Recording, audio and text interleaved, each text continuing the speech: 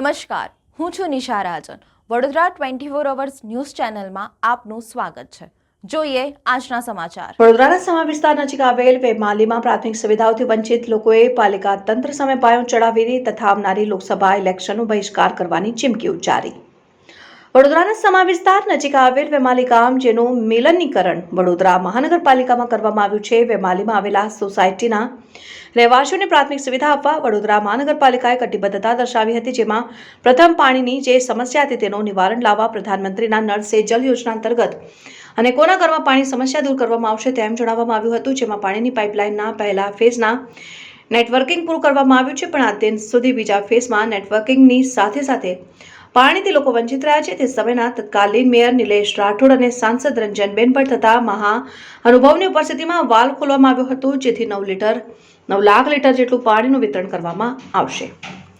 વેમાલી ગામમાં રહેતા અનેકો સોસાયટીમાં પાણીની પ્રાથમિક સુવિધા નથી. સાથોસાથ સ્ટ્રીટ લાઇટ, રોડ, રસ્તા અને ડ્રેનેજ જેવી સુવિધા ન મળતા વેમાલીમાં રહેતા સોસાયટીના રહેવાસીઓએ પાલિકા તંત્રને આવનારી લોકસભાના ઇલેક્શનનો બહિષ્કાર કરવાની ચીમકી ઉચ્ચારી છે. જો તેમની પ્રાથમિક સુવિધાને લઈને માંગણી સ્વીકારવામાં નહીં આવે તો વેમાલીના ગામના લોકો અને સોસાયટી એપાર્ટમેન્ટમાં રહેતા રહેવાસીઓને પાણીની સુવિધા મળી રહેશે તે માટેની જે કામગીરી કરવામાં આવી છે તેના ઉપર રહેવાસીઓએ શંકા વ્યક્ત કરી વિજિલન્સ તપાસની માંગ કરી છે. હવે જોવાનું એ રહેશે કે અમે વારંવાર રજૂઆતો કરી અને થાકી ગયા છે લોકો. જ્યાં આગળ 10 મહિના અગાઉ આપણે વાલ મૂકવામાં આવ્યો હતો એ વાલ પણ બિલકુલ મેઇન રોડ પર આપે સૌએ જોયેલો છે. અત્યારે ફરી પણ જોઈ શકશો કે એ જ્યાં વાલ મૂકવામાં આવ્યો છે એ રોડથી હાઇટ ઉપર મૂકવામાં આવ્યો છે ને એક્સિડન્ટના ભયંકર બનાવો ત્યાં બની રહ્યા છે. હમણાં 3 દિવસ પહેલાં પણ એક બાઇક સવારને ત્યાં આગળ એક્સિડન્ટ થયો છે. ના તો કોઈ એસીપી સાંભળવા માટે તૈયાર છે ટ્રાફિકવાળા, ના તો તંત્ર સાંભળવા માટે તૈયાર છે, ના કોઈ કોર્પોરેટરને ચૂંટેલા પ્રતિનિધિને આ વિસ્તારમાં આવી અને જનતાની સાથે લોકસંવાદ કરવામાં રસ છે. અમારી સમસ્યાઓને સાંભળવામાં રસ નથી અને એમને આ વિસ્તારની અંદર અમારી જે વસ્તુની માંગણી છે એ પૂરી પાડવામાં નથી આવતી અને બિનજરૂરી વસ્તુઓની પાછળ એ લોકો રૂપિયા લગાડી અને વારંવાર અમને એવા ટોના મારે છે કે વેમાલીમાં સૌથી વધારે કામ અમે કર્યું છે. ફોર એન એક્ઝામ્પલ આપની જાણકારી માટે કહી દઉં કે વુડા દ્વારા આ વિસ્તારની અંદર 2045 સુધી સંપૂર્ણપણે જેટલા પણ મકાનો બને એ લોકોને 2045 સુધી એસટીપી પ્લાન્ટ 3 MLDનો પૂરો પાડવામાં આવ્યો હતો. એ કેપેસિટીથી વુડાએ ઠરાવ કરી અને કામ કરેલું. એ નેટવર્ક વુડાએ કોર્પોરેશનને સુપ્રત કરેલું. તેમ છતાં કોર્પોરેશન આવી અને 22 કરોડનો માતબર ખર્ચો લગાડી અને 13 MLDનું એ એસટીપી પ્લાન્ટની અંદર અપગ્રેડેશન કરી નાખ્યું. મોટાભાગની રકમ એમને પાણીની પાછળ ખર્ચવાની હતી.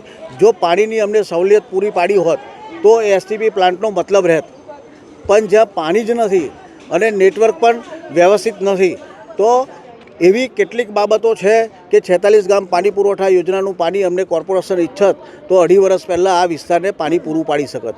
પરંતુ એના માટે પણ આંદોલનો કર્યા પછી એ 46 ગામ પાણી પુરવઠા યોજનાનું પાણી અમને કનેક્શન આપવામાં આવ્યું અને આજે ગામને જે 5-6 દિવસે પાણી મળતું હતું એ હવે રેગ્યુલર ધોરણે ગામને પાણી મળે છે.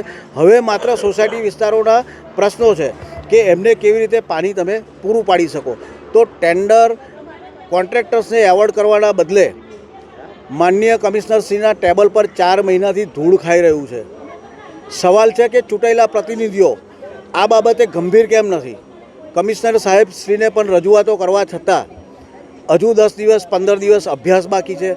આ બધા બહાના વારંવાર કાઢવામાં આવે છે. એનાથી કંટાળી અને આગામી ઉનાળાની સિઝનની અંદર આ વિસ્તારમાં પાણીની તકલીફ ના પડે અને લોકોએ વેચાતું પાણી 400-500 રૂપિયા ટેન્કર દીઠ પાણીના ખર્ચો કરવામાં આવે છે. આ વિસ્તારની અંદર આખી પાઇપલાઇનનો જે ખર્ચો કરવાના છે એના કરતાં 3 ગણા રૂપિયા તો અમે છેલ્લા 5-6 વર્ષની અંદર પાણી ખરીદ કરવામાં અમે પ્રાઇવેટ પાણી વેચવાવાળા લોકોને અમે ચૂકવી દીધા છે. આ સત્ય હકીકત છે અને આ જ નગ્ન સત્ય છે. એટલે તમામ પદાધિકારીઓ અને અધિકારીઓને અમે મીડિયાના માધ્યમથી ફરી એક વખત ચીમકી આપીએ છીએ, જો આ વસ્તુનો નિકાલ 10 દિવસમાં નહીં કરવામાં આવે તો વેમાલીનો સમગ્ર વિસ્તાર ચૂંટણીનો સંપૂર્ણપણે બહિષ્કાર કરશે અને બહિષ્કાર કરશે. અમે વેમાલીનો વિસ્તાર છે. આજુબાજુની સોસાયટી જેમ કે સુકન 6 છે, સ્નેહ સાનિધ્ય આપ જોઈ રહ્યા છો, પાછળ અમારી રત્નમ સોસાયટી છે. અમે વિરોધ એટલો કર્યો છે કે અહીંયા આગળ પાણી નથી. મેઇન મુદ્દો પાણીનો છે. બીજો છે લાઇટની સમસ્યા છે. ત્રીજો મુદ્દો છે ગટર છે. ચોથો મુદ્દો છે સાફ સફાઈનો, જે અમે લોકોએ અમે આની પહેલાં જ્યારે આવવાના હતા ત્યારે એક આ વાધા અરજી આપી હતી, એ લોકોની પાસે સ્વીકારી હતી બી.